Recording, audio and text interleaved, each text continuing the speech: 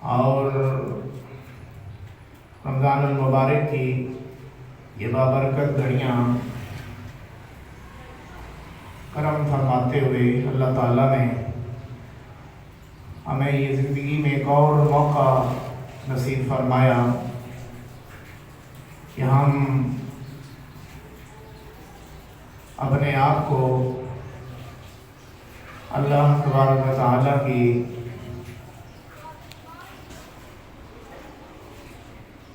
اور اس کے حبیب کے قریب تر کر سکیں اور اپنی زندگی کے معمولات بہتر سے بہتر بنا سکیں۔ رمضان المبارک ہر لحاظ سے بابرکت پرکیف مقام و مرتبہ کا حامل ہے۔ نہ صرف یہ کہ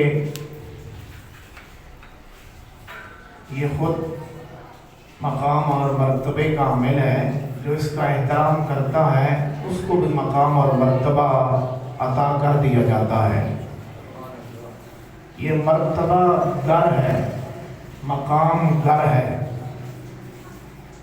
برکت گر ہے، یعنی مطلب یہ ہے کہ یہ مقام عطا کرنے والا ہے، مرتبہ دینے والا ہے۔ اللہ کے قرب کی منزلیں ایک جست میں طے کروانے کا اگر کوئی موقع ہے تو وہ رمضان المبارک کی بہاریں ہی ہیں۔ یہ اپنے نصیب کی بات ہے۔ بعض اوقات شیطان تو باندھ دیا جاتا ہے، جس طرح حدیث میں وارد ہے کہ رمضان المبارک کا چاند طلوع ہوتے ہی شیطان جکڑ دیے جاتے ہیں، لیکن جو ہمارے اندر کا خناس ہوتا ہے وہ برقرار رہتا ہے۔ اسی کو مارنے کا اور اس کو کمزور کرنے کا، اس پر تسلط جمانے کا حکم قرآن اور حدیث کے مختلف آیات و حدیث میں وارد ہوا ہے کہ ہم بجائے اپنا نفس موٹا کریں، جسم کو فربا کریں، ہم اپنی روح کو موٹا کریں، ہم اپنے ایمان کو تقویت عطا کریں۔ ساری زندگی انسان کھاتا رہتا ہے، پورا 11 مہینے صبح سے شام تک۔ یہ وہ قحط کی صورت میں پابندی عائد نہیں کی جاتی کہ تم نہ کھاؤ، کہ تم کھاتے ہو تو پھر اللہ کے خزانے میں نعوذ باللہ کو کمی وارد ہو جاتی ہے یا ہو جائے گی۔ ایسی بات ہرگز نہیں ہے۔ تو ظاہر ہوا اس کا مطلب اور مقصد کچھ اور ہے کہ جو اللہ تبارک و تعالی وحوش و طیور کو رزق دیتا ہے، کائنات کی ہر زیرو کو اس کے مادے اور نظام کے مطابق اس کے جگہ پر رزق پہنچانے والی ذات اللہ کی ہے۔ تو اشرف المخلوقات، شاہکار اعظم، مسجود ملائکہ اور اس حسین شکل و صورت والے انسان کو کرفیو لگا دیا کہ بھائی تم نے 1 ماہ تک صبح سے لے کر شام تک اس اوقات میں تم نے نہیں کھانا۔ تو سوچنے کی بات ہے کہ صرف روٹی کھانا پینا چھوڑ دینے کا نام شاید روزہ نہیں ہے۔ اس کا مقصد و مطلب کچھ اور وارد ہوا ہے کہ انسان جتنا اندر سے خوراک کے لحاظ سے خالی ہوتا ہے، اتنا اللہ کی بارگاہ میں عالی ہوتا ہے۔ بول سکتے ہیں آپ کو منع نہیں ہے، بولا کریں تھوڑا۔ اور ذرا ترتیب سے جس طرح حضرات بیٹھے ہیں آپ بھی صف بندی کرتے جائیں تاکہ بعد والے حضرات کو تنگی نہ ہو۔ اٹھ کے کسوٹیاں نہ کرو، اٹھ کے آؤ، اٹھ کے کسوٹیاں نہیں کیوں کہوں گی میں ابھی ان کو شامل۔ اللہ جزائے خیر عطا کرے جناب۔ ناراض نہیں ہونا. بچپن میں یہ حقیقت میں نے بیان کی ہے نا. کیوں جی بھائی صاحب بچپن میں بہت ایسا کام کیا, اب اٹھ کر چلنے کا ٹائم ہے. ہاں سعدی علیہ رحمہ نے کہا تھا کہ اندروں از طعام خالی دار, اندروں از طعام خالی دار تاکہ تو نور معرفت بینی. سعدی نے کہا کہ تو اندروں اپنے آپ کو کھانے سے تھوڑا موقع دے, اس کو خالی رکھ اور اپنے آپ کو اللہ کی بارگاہ کا سوالی رکھ. سبحان اللہ. ہم حاضر ہیں اللہ کی بارگاہ میں, توجہ تو ادھر ہی رہے گی نا. بات تو ہم نے اللہ اور اس کے رسول کے حوالے سے ہی کرنی ہے. از طعام اندروں خالی دار, کہ اپنے آپ کو اندروں کھانے تو تھوڑا موقع دے. یہ بہت رگڑا لگایا ہے اس نے. تو نے ناشتہ کیا 9 بجے, پھر کچھ اور ٹائم لگا دیا اس کا, کچھ اور تم نے نام رکھ دیا, دن کو کچھ اور رکھ دیا. 3 بجے تم ٹی ٹائم لے لیا, پھر عصر کو تو نے برگر کھا لیا, شام کو تو نے پکوڑا کھا لیا, پھر روٹی کھا لی, پھر بھی یہ سلسلہ بہت عرصہ تک تو نے کھایا. اب اندروں از طعام خالی دار, کہ اب اندر کا جو تیرا نظام ہے اس کو تھوڑا خالی کر اور اپنے آپ کو اللہ کی بارگاہ کا سوالی کر. اندروں خالی کر. برتن بھرا ہوا ہو تو اس کو بھرا نہیں جاتا, خالی کروانا پڑتا ہے. آپ دودھ والے کو دیکھ, گوالا آئے دودھ کا ڈبہ دے تو اس میں پانی ہو, وہ کہنا ہے تو تم کہو گے کہ ڈالو, وہ کہے گا کہ ڈالو گے, اگر پے ہے خالی کرو. برتن کو خالی کرنا پڑتا ہے. دودھ لینے کے لیے, اللہ کا نور لینے کے لیے بھی اندر سے معاملات خالی کرنے پڑتے ہیں. صفائی باریٹوں کی مارنی ہے, جھاڑو اندر سے صحیح کر کے پوچھا لگانا ہے کہ بہت گند ہم نے اندر پالا ہے, حلال حرام کی تمیز نہیں کی. یہ سوال ہوتا ہے کہ ارے بھائی اس کے رب کے کہنے پر تو صبح سے شام تک حلال چھوڑ دیتا ہے, ذرا اس کے کہنے پر حرام بھی چھوڑ دینا. پھر اس نے تجھے کہا کہ وَكُلُوا وَاشْرَبُوا حَتَّى يَتَبَيَّضَ مِنَ الْخَيْطِ الْأَسْوَدِ مِنَ الْخَيْطِ الْأَبْيَضِ, کہ کھاؤ اور پیو تب تک جب تک کالے دھاگے سے سفید دھاگا نہ نکلے. یہ قرآن پاک کا استعارہ ہے, قرآن پاک ہے 2 پارہ. کب تک کھاؤ دھاگا, ابیض اسود, ابیض اور اسود. خیط لفظ بولا ہے, خیط خا یہ اور توے, کہ خیط کا دھاگا. اب اس دور میں جو بٹر شٹر موٹیویشنل سپیکر کیا بولتے ہیں, یہی بولتے ہیں, وہ لوگ دماغ خراب کرتے ہیں ہمارے جوان بھائیوں کا, اور علماء حق سے بدزار کیا جاتا ہے. وہ کہتے ہیں کہ قرآن آ گیا ہے, قرآن میں سب لکھا ہے, پڑھ لو پڑھ لو. ہم نے کب منع کیا ہے؟ ہم تو کہتے ہیں آؤ پڑھیں.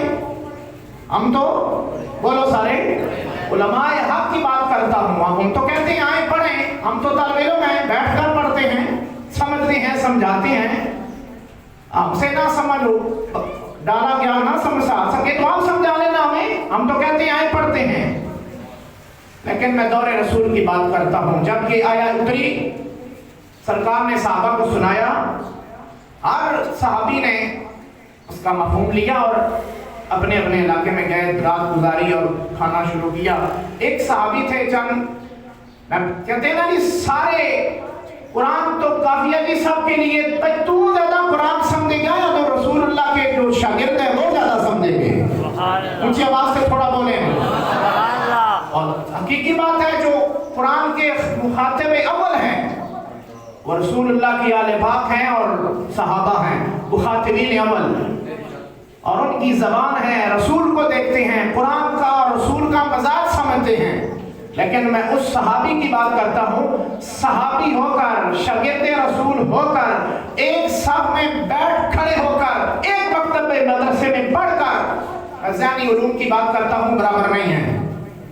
ایک صحابی نے جب کہا قرآن میں وَكُلُوا وَاشْرَبُوا حَتَّى يَتَبَيَّنَ الْخَيْطُ الْأَبْيَضُ مِنَ الْخَيْطِ الْأَسْوَدِ مِنَ الْفَجْرِ ثُمَّ أَتِمُّوا الصِّيَامَ إِلَى اللَّيْلِ, پھر رات تک تم اپنے روزے کو گزارو جہاں تک کہ دھاگے سے، کالے دھاگے سے سفید دھاگا نہ نکلے۔ صحابی نے 2 دھاگے لیے جنمن، ایک کالا لیا ایک سفید لے لیا، سمجھ آ رہی ہے نہیں آ رہی؟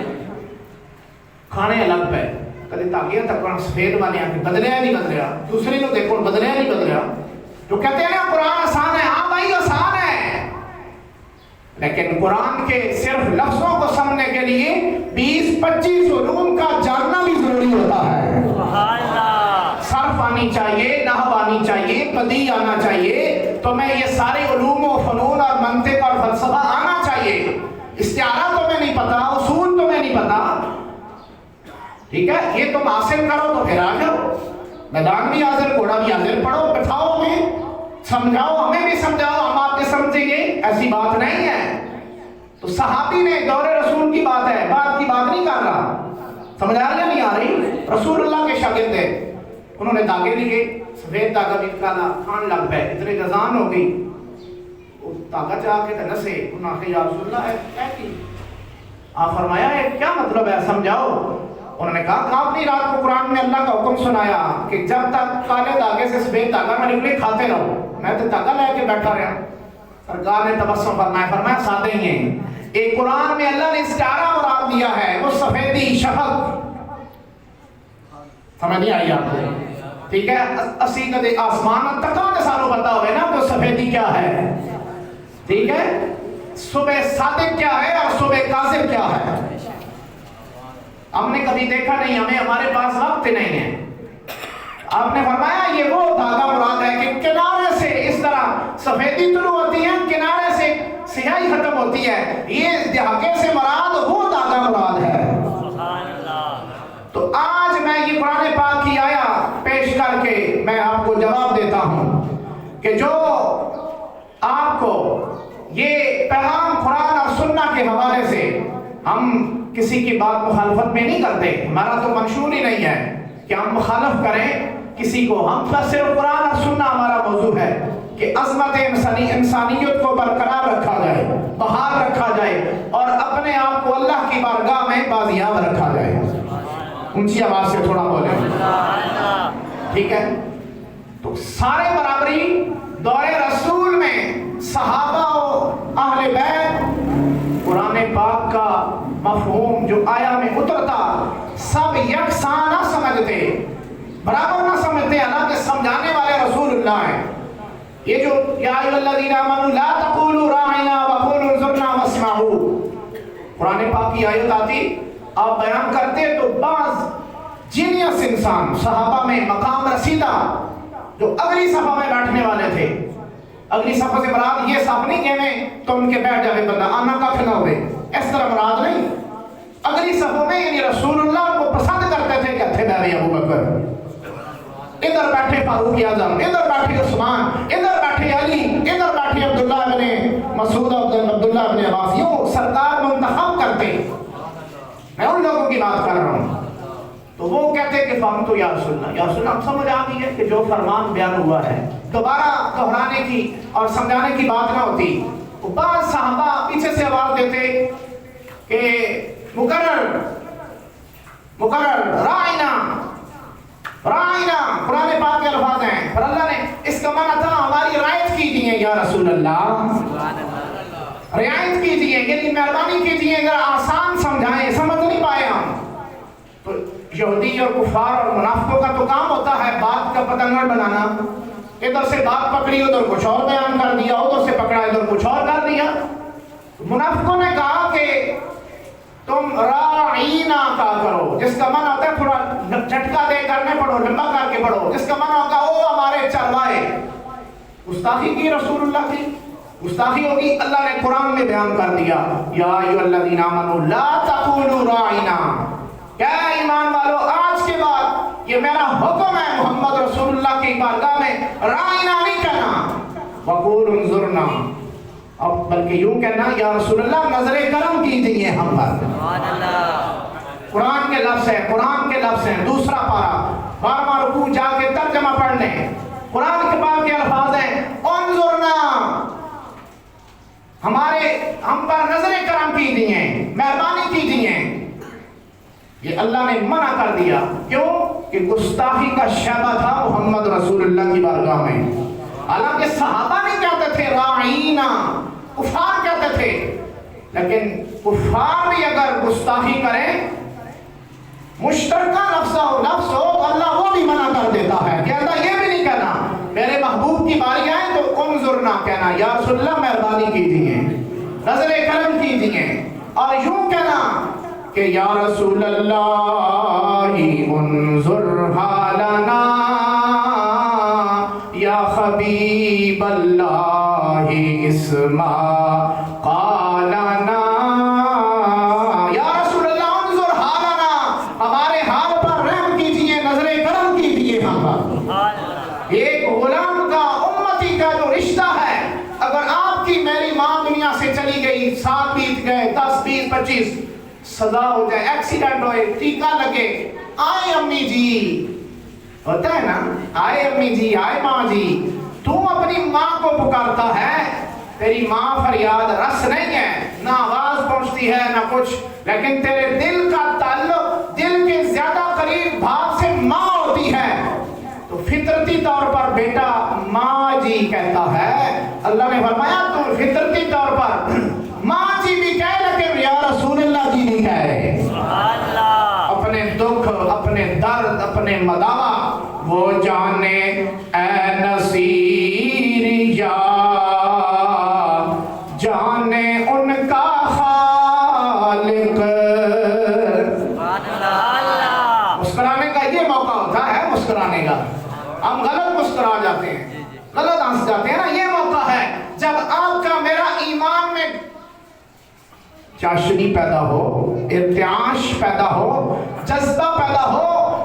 چہرے کا تسر بتاتا ہے کہ اس کا منہ لٹک نہیں گیا، دل سے خوش ہوا ہے کملی والے کی آواز سن کر، کملی والے کی نعت سن کر دل خوش ہوا ہے. تو چراغ گولڈا نے، میرے حضرت نے کہا وہ جانے اے نصیر یا جانے ان کا خالق، وہ جانے کملی والا، وہ جانے یا وہ جانے اے نصیر یا جانے ان کا خالق. ہم نے تو ان کو دل کے دکھڑے سنا دیے ہیں. اونچی آواز سے ذرا، ٹھیک ہے. اکثر کھانے پینے کا اور عمل زوجیت کا اور بے حیائی کی بات کرنے نہ سننے کا، یہ اس چیز کا نام روزہ ہے. سبحان اللہ کہنے سے روزہ نہیں ٹوٹے گا جی، ٹھیک ہے. بولنے سے اللہ کی بارگاہ میں تسبیحات و تکبیرات و تحلیلات کرنے سے روزہ نہیں ٹوٹتا. بے شک وہ علماء سے پوچھ لینا جا کر، اس طرح روزہ نہیں ٹوٹے گا، بلکہ ٹوٹا ہوا بھی ہو اللہ کا ذکر کرنے سے چیز جڑ جایا کرتی ہے. ان الحسنات یذھبن السیئات، قرآن میں پڑھتا ہوں کہ جو صغیرہ گناہ ہوتے ہیں، صغیرہ گناہ، کبیرہ بغیر توبہ کے معاف نہیں ہوتا، چھوٹا گناہ صغیرہ گناہ ہو جائے، نفل پڑھ لو، وضو کر لو، درود پڑھ لو، صدقہ کر دو، ذکر کر دو، اللہ اس ذکر کے برکت سے چھوٹے گناہ معاف کر دیتا ہے. آپ پر ہے، مجھ پر ہے، ہم گناہ کی معافی لے کر آئے ہیں، اللہ سے معافی کا نامہ لے کر آئے ہیں کہ معاف کر یا نہ کر. اب آپ پر ہے، مجھ پر ہے، ہم بولیں یا نہ بولیں، ٹھیک ہے. اللہ بہتر جانتا ہے کس کے اعمال کس قدر روح سیاہ ہیں اور نامہ کس قدر سیاہ ہے. اور انسان جانتا ہے کہ میں نے کتنا دھندا کیا، کتنا فراڈ کیا، کتنے دکھ دیے، کتنے ٹارچر کیا خاندان کو، دوستوں کو، یاروں کو، اور میں نے کہاں کا منہ مارا. انسان جانتا ہے، رب جانتا ہے، ٹھیک ہے. اگر اپنے گناہ میں بھی معافی مانگتا ہوں، اللہ مجھے معاف فرمائے اور ہم سب کی معافی عطا فرمائے. تو وہ جانے اے نصیر یا جانے ان کا خالق. نبی علیہ السلام نے فرمایا حیاتی خیر لکم و مماتی خیر لکم، او کما قال علیہ السلام، فرمایا میرا دنیا میں رہنا بھی تمہارے لیے بہتر ہے اور دنیا سے میرا چلے جانا بھی، پردہ کر جانا بھی تمہارے لیے بہتر ہے. صحابہ نے عرض کیا حضرت فاروق اعظم نے کہا یا رسول اللہ سمجھ نہیں آئی، دنیا میں تو بہتری ہے، سمجھ آتی ہے کہ آپ کے پیچھے نماز پڑھتے ہیں، ہم کہتے ہیں کہ پیچھے امام کے ہمیں اللہ نے وہ امام عطا فرمایا ہے جس کے پیچھے نبیوں نے نیت کی ہوئی ہے۔ ہمارے لیے ہم سے بڑھ کر خوش نصیب کون ہوگا؟ ہم درود پڑھتے ہیں اللہم صلی علی محمد، ہم آپ کی زیارت کر کے درود پڑھتے ہیں، اور قرآن کی جو آیا اترتی ہے براہ راست ہم سنتے ہیں آپ سے۔ ہم نے چاند کو ٹوٹتے ہوئے دیکھا، جڑتے ہوئے دیکھا، سورج کو واپس مڑتے دیکھا، انگلیوں سے چشموں کا جاری ہونا دیکھا۔ بولتے جائیں تھوڑا۔ ہم نے آپ کے اشارے کی انگلی کے اشارے سے درخت کو چل کر آ کر گواہی دیتے ہوئے دیکھا اور سنا۔ جب جانوروں سے باتیں ہوئی آپ سے، جانوروں نے اپنی مشکلیں پیش کی، ہم اگر خوش نصیبی نہیں ہے ہمارے لیے تو پھر کس کی ہوگی؟ حیاتی خیر لکم تو سمجھ آتی ہے کہ میرا دنیا میں رہنا تمہارے لیے بہتر ہے، وَمَمَاتِي خَيْرٌ لَكُمْ یہ سمجھ نہیں آئی۔ یا رسول اللہ جدائی ہو جائے گی، دکھ ہو جائے گا، ٹھیک ہے، وصل نہیں ہوگا، فراق پڑ جائے گا، پھر کیا کریں گے؟ سرکار نے فرمایا کہ ہر سوموار کو ہفتے میں ایک مرتبہ میری امت کے اعمال مجھ محمد پر پیش کیے جاتے ہیں۔ جس کا درود کملی والے کی بارگاہ میں پہنچتا ہو نا، اونچی آواز سے سبحان اللہ کہے گا، اس کا دل تھر جیسی پنجابی میں نا چس آ جائے گی۔ کیوں؟ وہ سمجھ جائے گا کہ میں ویسے لغو اور فضول کام نہیں کر رہا، میں وہ بات کرتا ہوں کملی والے کی بارگاہ میں پیش کی جاتی ہے، اعمال پیش کیے جاتے ہیں، اور جس کے اعمال ٹھیک ہوتے ہیں میں اللہ کی حمد اور ثنا بیان کرتا ہوں کہ مالک شکر ہے تو نے مجھے ایسے امتی عطا فرمائے کہ جس نے مجھے دیکھا نہیں، میرے دیکھنے والوں کو نہیں دیکھا، میرے آل کو نہیں دیکھا، بعد میں پیدا ہوئے، لیکن اعمال اس طرح کر رہے ہیں جس طرح اہل بیت و صحابہ کرتے رہے۔ قرآن کو ویسے مانتے ہیں جیسے قرآن کو ماننے کا حق ہوتا ہے، تلاوت ایسے سنتے اور کرتے ہیں الذین یتلونہ حق تلاوتی، جیسے تلاوت کرنے کا حق ہوتا ہے ایسے ادا کرتے ہیں۔ قرآن سن کر اب بھی اس دور میں بھی ٹھیک ہے قحط پڑ گیا، رجال کا قحط ہے، قحط الرجال ہے، میں اس پر تفصیل نہیں کرتا، آپ سمجھ سکتے ہیں، میرا لفظ تو سمجھ لیں، اٹھا لیں لفظ۔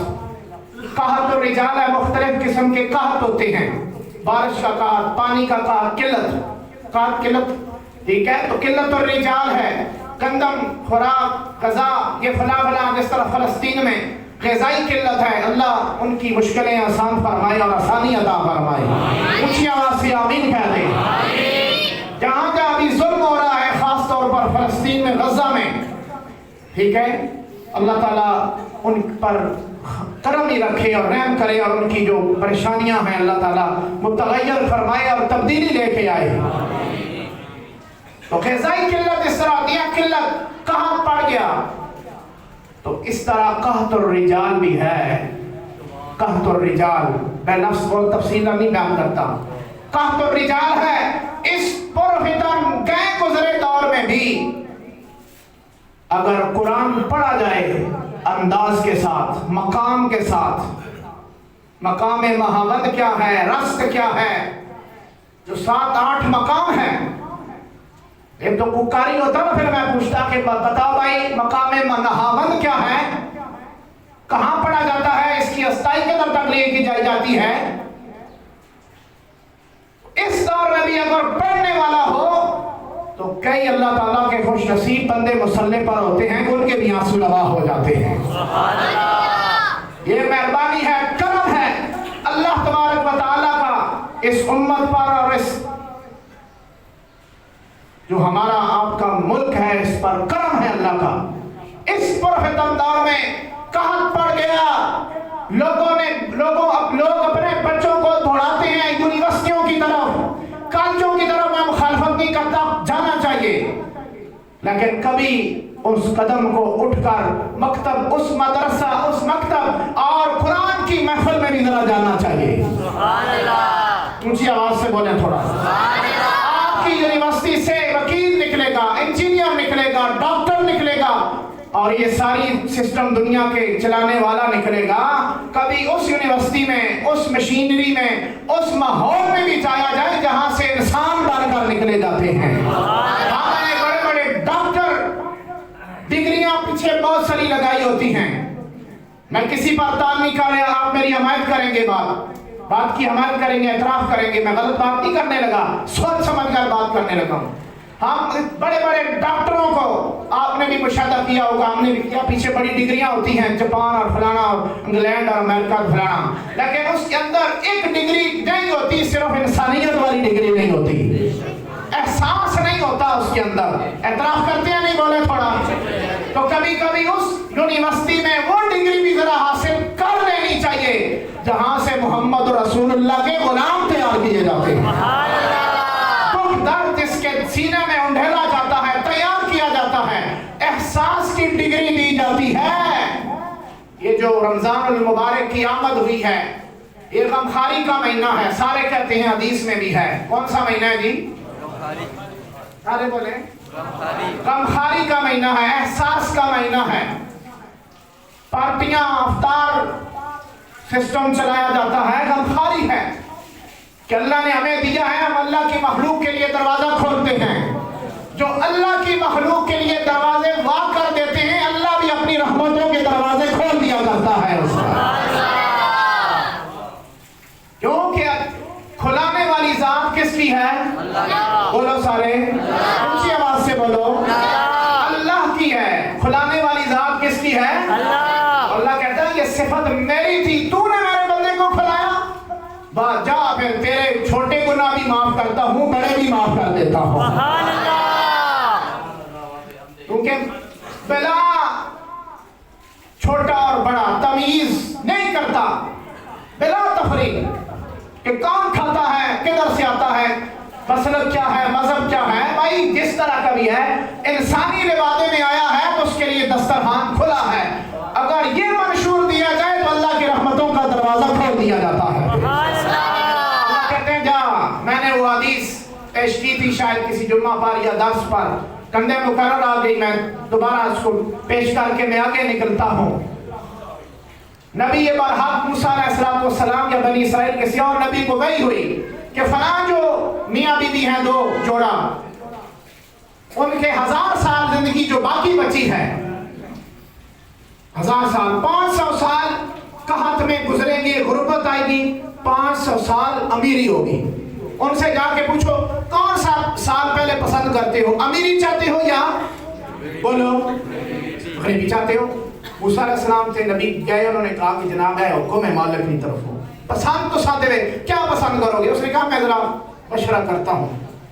बीवी से पूछा, बीवी कही कि पिछले साल तो वैसे भी ऐसे बुढ़े हो जासा, ठीक है, तो पहले दम खम है वे, चले पहले अमीरी वाला मुंतखब कर लेने। मुंतखब हो गया, इंतखाब अमीरी। दूसरे दिन जहाँ दाल चलती थी, अल्लाह ने मटन भेज दिया। भेजता तो वो है ना जी, बोलो सारे थोड़ा। किसी के आप और मैं जज नहीं करते, हमें एतराज नहीं है कि वहां किधर से आता है, गाड़ी रोजाना बदल दी। अरे भाई जिसको वो तुझे दे रहा है तो देने वाली जात अल्लाह की है। तू और मैं जज करने के लिए अल्लाह ने पैदा नहीं किया। अपने अमाल देख, दूसरों के बारे में सोचा नहीं कर। समझ आई या नहीं आई? बोलो थोड़ा। दूसरों के जजमेंट करना आपका मेरा काम नहीं है। किधर से आता है? रब देता है। पहले दिन मटन आ गया, बकरियां आ गई, ऊँट आ गए, ओ रेल पैल हो गई, और माई बड़ी सियाणी है, ठीक है। बाज अनपढ़ माई होती है, लेकिन उनका ताल्लुक रब रसूल के साथ बड़ा खास होता है। ऊंची आवाज से थोड़ा बोले, ठीक है। जिस माँ ने, जिस दानी और दादी ने लोरी दी हो आपको, मुझे उठाकर अगर अल्लाह और उसके रसूल का कलाम पढ़कर कलमे की लोरी दी होगी, वो यहाँ लोरी लेके उठेगा इंशाअल्लाह यहाँ से, ठीक है। जो मदर पिदर हो उसकी बात मैं नहीं करता, आजाद की बात नहीं करता। जिसने माँ ने लोरी दी है, मोहम्मद और रसूलुल्लाह की गुलामी की लोरी, अल्लाह हुट्टा लेकर पैदा हुआ हो और परवान चढ़ा हो, जब अल्लाह रसूल की बात आती है तो کلیجہ ٹھر جایا کرتا ہے اور ایمان تازہ ہو جایا کرتا ہے. سبحان اللہ. ریل پہل ہو گئی, مائی نے کہا کہ دسترخوان بچھا دو, لکھ کے لا دو باہر, جڑا بھوکا ننگا ہوئے آ کے کھاوے. سمجھ آئی نہیں آئی؟ بولو سبحان اللہ. جو بھوکا ننگا ہو آ کے کھائے. یہاں سے ایک سبب بھی ہے آپ کے لیے, میرے لیے. ہم باہر دوستوں میں زنچ کرنے کے لیے اگر امیر بن بھی جائیں, بڑا ہم فلسفہ ڈھالتے ہیں اور بڑا ہم کہتے ہیں بڑے سخی ہیں دکھلانے کے لیے اگر ہے, اللہ معاف کرے اس طرح قبول نہیں ہوتا. بہنوں کو, رشتہ داروں کو, بھائیوں کو, عزیز اقربا کو دور کیا جاتا ہے. ایسی سخاوت قبول, بولو سارے قبول. خیرکم خیرکم لأہلی وانا خیرکم لأہلی. سرکار نے فرمایا تم میں سے بہترین انسان وہ ہے جو اپنے گھر والوں کے ساتھ بہتر زندگی گزارتا ہے. وانا خیرکم لأہلی. اور تم میں سے سب سے بہترین اپنے گھر والوں کے ساتھ اگر کوئی ہے تو میں محمد ہوں. سبحان اللہ. پوچھ لو حفصہ سے, پوچھ لو عائشہ سے, پوچھ لو خدیجہ سے, پوچھ لو میمونہ سے, ان سب سے پوچھو جا کے کہ محمد رسول اللہ کی جو خانگی زندگی ہے, گھر والی زندگی ہے, وہ کیسی تھی. حضرت خدیجہ الکبریٰ رضی اللہ تعالیٰ عنہ, ان کے ایام بھی یہی ہے. رمضان المبارک میں ہی آپ کی رحلت کے دن ہیں. مجھے بات یاد آ گئی, آخری وقت ہے حضرت خدیجہ الکبریٰ کا. حسنین کی نانی ہے نا, اونچی آواز سے بول رہے. زہرا پاک کی ماں کا مقام مرتبہ بیان کرنے لگا, اونچی آواز سے بول تھوڑا. اگر کوئی بی بی پاک سے محبت کرتا ہے تو نیچا سر کرے گا تو, اور پھر سر فخر سے اٹھائے گا کہ تیری ماں نے تجھے پاک دودھ عطا کیا ہے کہ تو حسنین کے نانی کا بھی احترام کرتا ہے, ماں کا بھی احترام کرتا ہے. آخری وقت ہے حضرت خدیجہ الکبریٰ کا. کہلوا بھیجا حضرت بی بی پاک کو, کہا کہ جاؤ کملی والے سے بولو, اپنے والد گرامی سے, کہ مجھے اپنی وہ قمیض عطا کر دو یا اپنا کوئی ماما دے دو. حضرت خدیجہ الکبریٰ بی بی پاک حاضر ہوئی, یا رسول اللہ والدہ کی خواہش ہے. فرمایا پوچھو جا کے امی سے کہ کیا کیوں چاہتی ہیں, یہ ایسی خواہش کیوں کر رہی ہے. پوچھا گیا کہ انہوں نے کہا کہ میں بس چاہتی ہوں کہ میں کفن اگر ڈالا جائے تو آپ کے ساتھ مست شدہ چیز میرے کفن میں نصیب ہو. یہ ذمہ داری سے بات کرتا ہوں. اگر برکت کے آپ قائل نہیں ہیں تو کانوں پہ ہاتھ رکھ دیں. کیا آپ کہتے ہیں برکت کسی چیز کا نام نہیں تو کان بند کر دیں, تو جو نہ کرنا. اگر برکت کے قائل ہیں تو پھر حکیم کی بات سننا. بی بی پاک نے جا کے کہا کملی والے ابو جان, کیا شان ہے بی بی پاک کی, جس کو سارے کہتے ہیں کملی والے یا رسول اللہ, بی بی اس کو کہتی ہیں میرے والد گرامی. سبحان اللہ. جو میرے والد, او میرے والد گرامی. میری ماں کہتی ہے میں اس لیے خواہش میری ہے کہ کفن. تو کملی والے نے فرمایا لو آفیت الجلدی, اگر میرا یہ تو قمیض اور امامہ مانگ رہی ہے نا, اپنی ماں سے جا کے کہے اگر آپ میری چمڑی بھی مانگتی تو محمد تجھے وہ بھی عطا کرتا. جو کہتے ہیں نا, میں ایک بات کرتا ہوں معاشرتی برائی پر, بڑی لعنت ہے. ایسا اللہ تعالیٰ ہمارے نوجوانوں کو محفوظ فرمائے. جہاں شادی کے معاملات میں ہم ہال بک کرتے ہیں, مارکیاں بک کرتے ہیں, ڈھول والے لے کے آتے ہیں, اور سسٹم ہوتا ہے مائیاں اور فلاں کا سارا سسٹم. جن کی شادی نہیں ہوئی, میں ایک ریکویسٹ کرنے لگا ہوں آپ سے, جہاں سارے اہتمام کرو گے حلال حرام, میں بات نہیں کرتا, سب کو پتہ ہے حلال حرام کیا ہوتا ہے, لیکن ایک اہتمام یہ بھی کر لیا کریں, نکاح کے بارے میں کچھ معلومات بھی کسی سے لے لیا کریں. جو بیوی کا حق ہے, طلاق کی صورت آپ کے ملک میں 80 سے اوپر متجاوز کر چکی ہے. جو طلاق دی جاتی ہے اور گھر میں متعلقہ ہو کر متعلقات کی صورت میں ہماری مائیں اور بہنیں بیٹھی ہوتی ہیں, اور وہ زیادہ تر پڑھا لکھا ان پہ کوٹنگ کی جائے نا, دیہی علاقے نہیں ہوتے, ان پڑھ علاقہ بولو نہیں ہوتا, زیادہ پڑھاکو طلاق دے چھوڑ. میں کسی پر تنگ نہیں کرتا, میں مجھے معاف کرنا اگر کسی کی دل پر گزری ہو.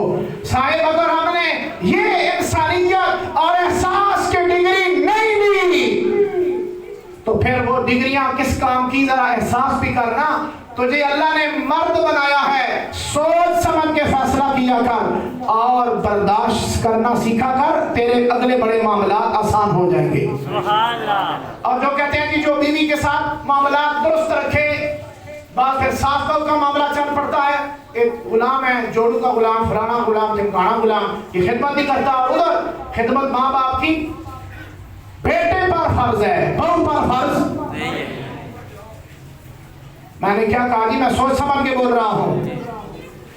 باپ اگر آپ بیٹھے ہیں تو آپ کے بیٹے پر آپ کی خدمت فرض ہے، پھر یا تو اجازت دینا جو آپ کے بیٹے کے سس اور سسر ہے وہ خدمت جا کے اپنے سس اور سسر کی کرے، اور آپ کی بہو پھر آپ کی کر دے، پھر برابر ہو جائے گا نا معاملہ۔ بولو سارے، اگر آپ وہ اجازت نہیں دیتے تو خدا را رحم کیا کریں، آپ اپنے بیٹے کو کہیں کہ تجھ پر خدمت فرض ہے۔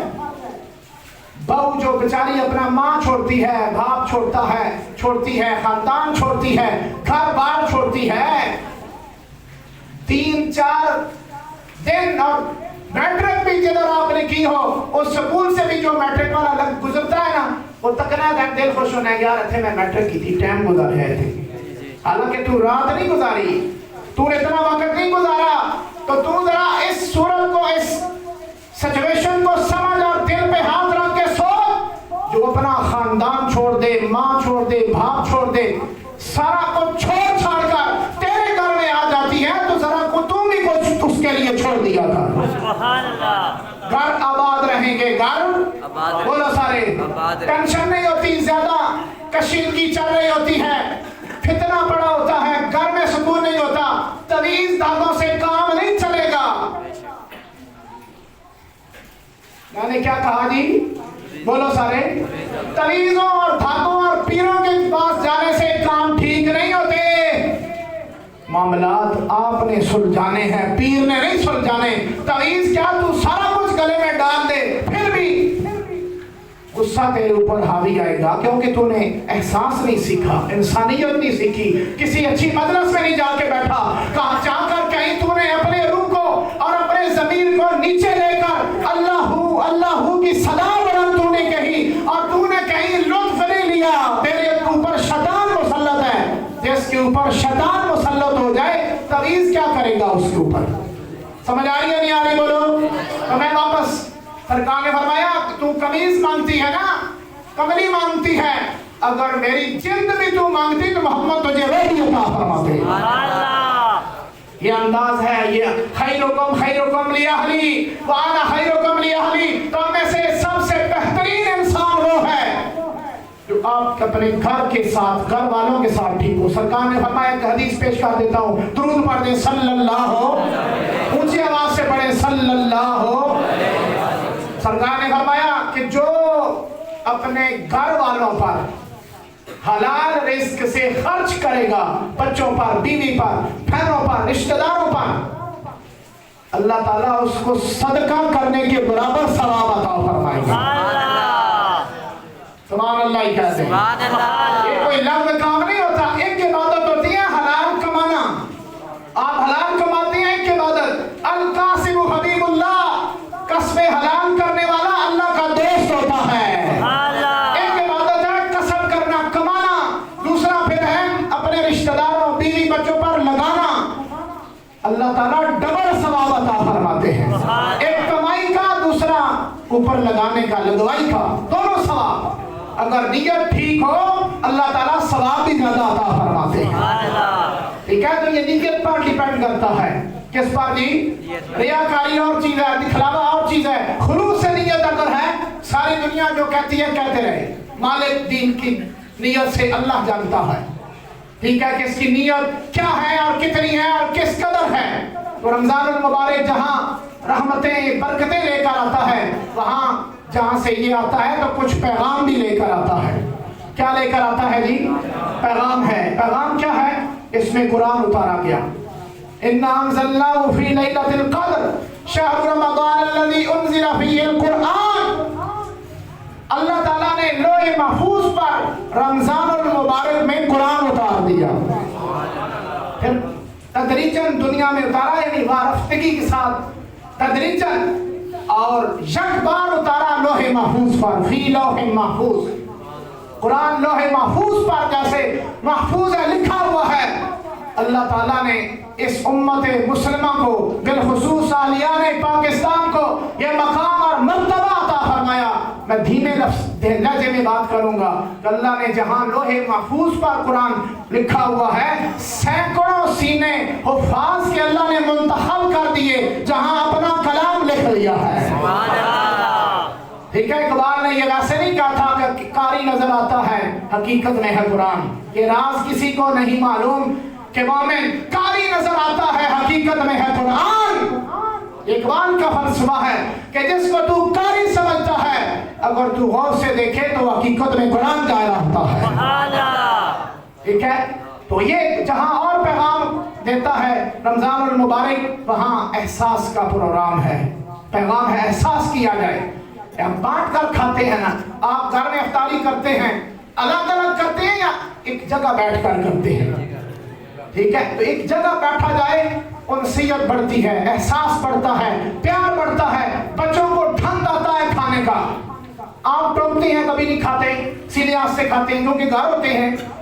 سمجھ آ رہی ہے نہیں آ رہی؟ یہ سارے باتیں رمضان المبارک کی بابرکت ساتیں اور گھڑیاں ہمیں نصیب ہوتی ہیں اور پیغام ملتے ہیں. اس میں قرآن اتارا گیا، رمضان کا اور قرآن کا چولی دامن کا ساتھ ہے. میں نے کیا کہا جی؟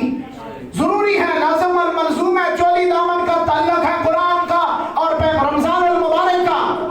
میں ان کی استدعا کروں گا جس کو قرآن پڑھنا آتا ہے یا نہیں پڑھنا آتا، سننا تو آتا ہے نا، کان تو سلام ہوتا ہے نا. جس کو پڑھنا نہیں آتا تو وہ پڑھنا سیکھے، نہیں سننا سیکھے اور سننے کو اپنے آپ کو سننے کی طرف مائل کرے. جہاں آپ اور چیزوں پر بڑھاپے میں آ کے لگ گئے ہیں، بڑھاپے میں سب سے بڑی فتنہ جو بڑھاپے میں آپ کو آ کر لاحق ہوا وہ ٹچ والا موبائل ہے. پہلے ہم نوجوانوں کو روتے تھے، آج ہمیں بوڑھوں کو بھی رونا پڑ گیا ہے. بوڑھے بھی بچوں سے زیادہ ٹچ والا موبائل، ٹچ والا استعمال کرتے ہیں. آپ نے سیکھا ہے نا؟ بولو جی جی، کیا سدن آ گیا نے سیکھا ہے؟ بولو سارے سیکھا ہے نا، کیونکہ ابھی آیا. پہلے تو ٹچ والا آپ کے دور میں تھا نہیں کہ آپ کو آتا بچپن سے، ابھی آپ نے سیکھا ہے. جہاں آپ نے واٹس ایپ وغیرہ سیکھا ہے، کوڈ اور فلانا اور ٹمکانا، وہاں قرآن بھی تھوڑا سا سیکھ لیا کریں بیٹھ کر. مسجد میں ٹائم دے، مسجد میں بولو سارے مسجد میں ٹائم دے. صبح بھی ایک پارہ پڑھیں اور ایک پارہ گھر میں جا کے پڑھیں. شام کو ایک مسجد میں پڑھیں کیونکہ حق رکھتی ہے مسجد. آپ فرض پڑھ کر جگہ تعین کرتے ہیں، ادھر ادھر چلے جاتے، ادھر والی ادھر. اس کے پیچھے لاجک یہ ہے کل میدان محشر میں یہ گواہی دے گی. تو کل اللہ کرے کہ آپ کے حق میں، میرے حق میں یہ مسجد اللہ کا گھر گواہی دے. جہاں یہ نماز اس میں آ کے پڑھتا تھا، یہ قرآن بھی تیرا پڑھتا تھا، یہ قرآن سنتا بھی تھا. مائل کریں اپنے آپ کو، نفس کو لے کر آئیں. یہ موقع ہے، بار بار موقع نہیں ملتا. کیا خبر آج ہم ہیں، کل نہ ہو. پچھلے سال کتنے یہاں اس مسجد میں جمعہ اور تراویح ادا کی، آج وہ شاہکاف قبرستان میں منتظر ہیں کہ ان کے لیے کوئی فاتحہ کرے. میں نے کہا تھا ایک دفعہ، پھر میں دوہرا دیتا ہوں، بات ختم. اس دور میں نوجوانوں کو، اولاد کو اپنے ماں باپ کا حال پوچھنے کا وقت نہیں ملتا زندگی میں. تو قبر کے لیے تیاری تو نے میں نے خود کرنی ہے. پیچھے سے یہ پڑھ کر آپ کو مجھے نہیں بخشیں گے. سمجھ آ رہی ہے نہیں آ رہی؟ حال تک جو ماں باپ کی دوائیاں تک نہیں پوچھتے، وہ ماں اپنا شاپر رکھ کر ویسے بیٹھی ہوتی ہے، بیٹوں پر پردہ ڈالتی ہے. ماں ہے نا، ستاری کرتی ہے. لیکن قبر میں آپ نے، میں نے اپنا اعمال خود لے کے جانا ہے. آنے والی نسل بڑی مشکل میں ہوگی. یا تو ہم تربیت پر لگائیں یا پھر اپنا اہتمام خود کریں، قبر کی فکر خود کریں. آپ رمضان المبارک میں ٹائم ویسٹ نہ کریں. اللہ نے موقع دیا، ہم انشاءاللہ قرآن اللہ کا کلام سنیں گے بھی اور پڑھیں گے بھی انشاءاللہ. بولے مسجد میں بیٹھ کر تھوڑا ٹائم لگائیں، پڑھیں. بزرگ بھی بیٹھیں، کچھ مسائل پوچھ لیں، ڈسکس کر لیں، دعائیں سیکھ لیں، نماز سنا دیں، جنازہ سنا دیں، کلمے سنا دیں. اور فقہی مسائل کے بنیادی باتیں ہیں غسل جنابت کا کئیوں کو پتہ نہیں ہوتا کہ فرض ہو جائے غسل کس طرح کیا جاتا ہے، تھوڑا ڈسکس کر لیں یار، ٹھیک ہے؟ علمی ذہن بنائے، علمی معلوماتی ذہن۔ اللہ تعالیٰ آپ سب کا میرا یہ پڑھنا پڑھانا اپنی بارگاہ میں قبول فرمائے، اور روزے کا اہتمام انسان صحیح ایمان کے ساتھ ہمیں کرنے کی توفیق عطا فرمائے۔ وآخر دعوانا الحمدللہ رب العالمین۔